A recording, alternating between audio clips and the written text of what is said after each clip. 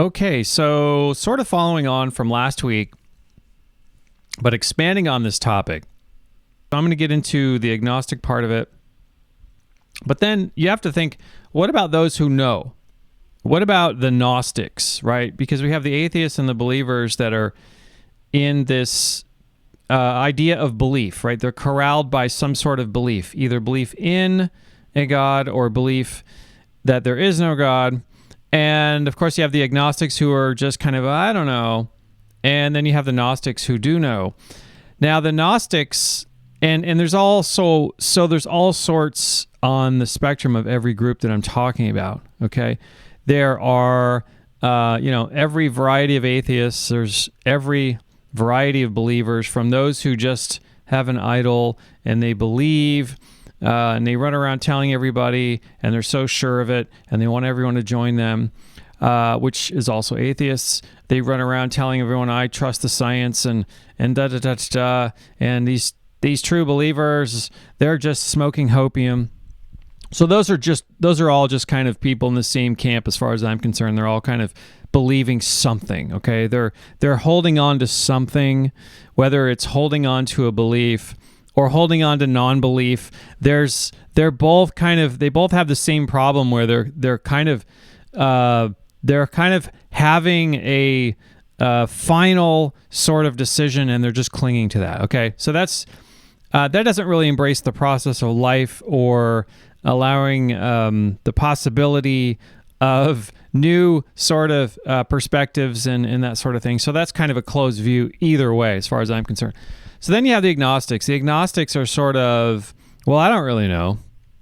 Maybe the agnostics don't care. Maybe the agnostics just don't want to argue. They don't want to maybe your intuition is telling you, it's just kind of a waste of energy to grab onto this belief that God exists, or to hold on tightly to this belief that, God doesn't exist and that you trust the science and you're going to defend that, right? So the agnostic is like, well, why, maybe it's, I'm open to the idea, but I'm not going to put my energy in that direction. Okay. So that's the agnostic. And then there's every sort of agnostic along the spectrum. Of course, there's agnostics maybe that are leaning towards spirituality. There's those that are leaning towards atheism. There's a whole spectrum. So everything I'm talking about is not just some fixed group generally, okay? But like I said in my last video, at least, and this is just according to me, the believers and the atheists, they both have this idea in their mind that there's a fixed kind of way about the world. Either, you get a reward after you die, and God, if you're a good person, God, gives you this stuff, everlasting life or whatever the reward is in your belief, or you get nothing, you die, that's it, final. That's also a belief, by the way, whether the atheist likes to hear that or not. It's a belief. I believe in the science. I believe in the, all that kind of nonsense. But really, life is a process, okay? Life isn't some sort of fixed, it's not some sort of fixed thing that is just sort of, it's all been settled, it's figured out. We know that, it's this way and this is how it is. That's just, that's ridiculous. I mean, we live in a very tiny, small, little dust particle with some water on it in the universe, and we know that out there is this incredibly expansive cosmos, and we know so little about it. We know so very, very little about it. And so to have a presumption either way, right, that you get a reward at the end of it, or there's just nothing after you die, is kind of very presumptuous and very egotistical to think, well, that's just how it is, and I'm going to get my reward, I'm a good person, or there's nothing and everything came together at random, and how can we possibly engage with that sort of thinking, and how could we actually step into the process of life and really investigate if we already have a fixed idea of what the world is about, right? So that's kind of my point about that. Now, you also have the other group, which are the Gnostics, okay? And I'm not necessarily talking about the Gnostic religion, okay? I'm talking about Gnostics who, there's this old saying, he who says doesn't know, and he who knows doesn't say, Okay. Now, of course, when you're going to talk about this sort of thing, you have to use words. And so you have to talk about these things a little bit. But what I mean and what that phrase actually means, or what it refers to in a sense, is that, there are people that do know in their own way, but they're not going to institutionalize it. They're not going to start a religion, or they're not going to, they're going to realize there's some sort of connection. You can't really limit it to the English language or any language. You can't limit it to human thinking. You can't limit it to, it's just a, it's a connection that is sensed, at least in the human, at the human level of experience that we exist in. But then, there's a sense that there's a connection. And really in science, it's kind of a no-brainer. If you look at like systems engineering or quantum physics or any kind of, everything is connected. But that's also what the spiritual traditions of the world and the religions, which are the institutions of spirituality that came along after the spiritual traditions or after philosophy kind of, brought these two ideas together. This is what basically they're saying, or this is the idea. For those Gnostics among us, okay, and I consider myself a Gnostic in the sense, again, not in the institutional sense, okay? I'm a Gnostic in the sense of knowing that whatever I am, okay, that I'm deeply, integrally connected to all that is and all that is in existence, okay? I'm not following some sort of pre-scripted program in order to make my decisions, right? I haven't come along and investigated every little ism that's out there that's been created over human history and then decided, I like this one and I'm gonna take some elements of this one and this one and this one. That's not what I'm talking about at all, okay? I'm just talking about realizing an integral connection. I'm not talking about putting a label on it. I'm not talking about even telling other people that they're wrong or that I'm right and you're, completely off base if you're in this area or that area. But what I'm talking about is just listening and intuiting the connection. And the only really real way to do that, as far as I can understand, is to meditate. Because when you're meditating, and I guess that's not really the only way, so I'm not here to tell you that you must meditate, obviously. You're going to do what you want anyway, and I really don't care. So, this was never about me trying to tell anyone how they should be in the first place or what they should believe. I don't really care what you believe. But for me, meditation is a great thing in the sense of when you kind of just open and you open a channel within yourself and you just sort of connect and you kind of get yourself out of the way, then the connection, the sense of connection to everything really starts to kind of come into shape within yourself. And that's what I'm talking about when I'm talking about Gnostic, okay? When I'm talking about someone who knows. And that kind of knowing isn't something that you can put some sort of description on and then institutionalize that, put a price tag on it, bottle it, market it, and sell it. That's what religion has been doing for a long time. They took this, real fundamental understanding of the universe, which is both scientific, it is spiritual, okay? Both of those are the same in the sense that there is a connection that is pretty obviously integral throughout the entire cosmos and the universe, and we're all part of that. It's not really anything that is controversial, okay? So it is funny that the believers of God and those who believe there is no God really don't want to acknowledge the knowers who, and the Gnostics is what I'm saying. They don't really want to acknowledge the Gnostics who curiously don't make really any noise about what it is that they know.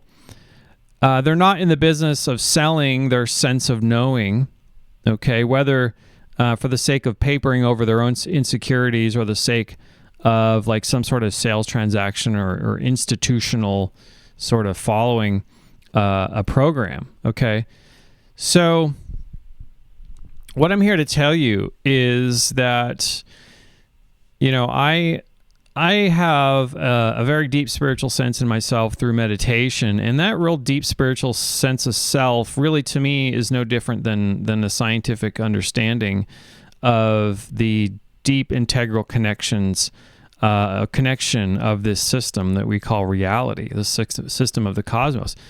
Now, I'm not going to go as far as to map some sort of belief, some prescripted belief system or prescripted philosophy to what it is that I feel inside myself and the sense that I get, through my daily spiritual practices, one of which is meditation.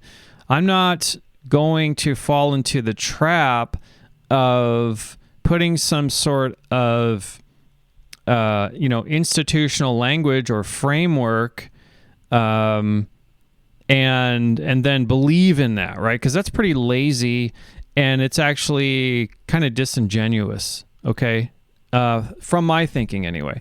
Now, anyone can just listen, open, be calm in themselves, and cultivate this daily practice of opening and realizing a deeper connection to reality, okay? There are many people that do that are atheists. There are many that do that that are the true believers, okay? Or people that, belong to a specific religion, okay? So I'm not saying that there, aren't those type of people in the world. Obviously there are. But I think that where the G word, okay, I think where the word God really gets people feeling a certain way is it's only because you're putting, when you think of God, when you think of what that actually means, it actually defies comprehension in the human sense completely, okay?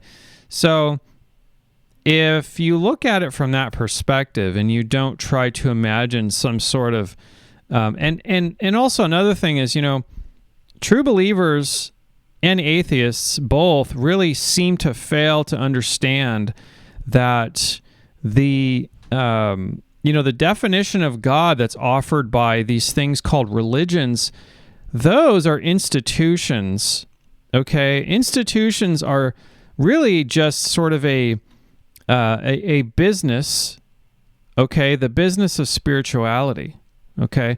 So if you prefer not to have a salesman from a business, from an institution, tell you their idea of God, which is preposterous anyway. Like, how could I ever relate my own feeling of connection that I call God? How could I ever possibly relate that to you?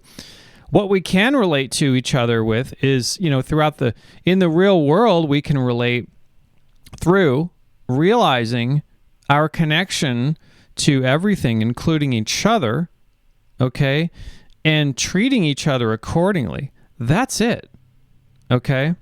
I don't think, I couldn't possibly imagine that there is an atheist, an agnostic, or a true believer that would disagree with such a thing.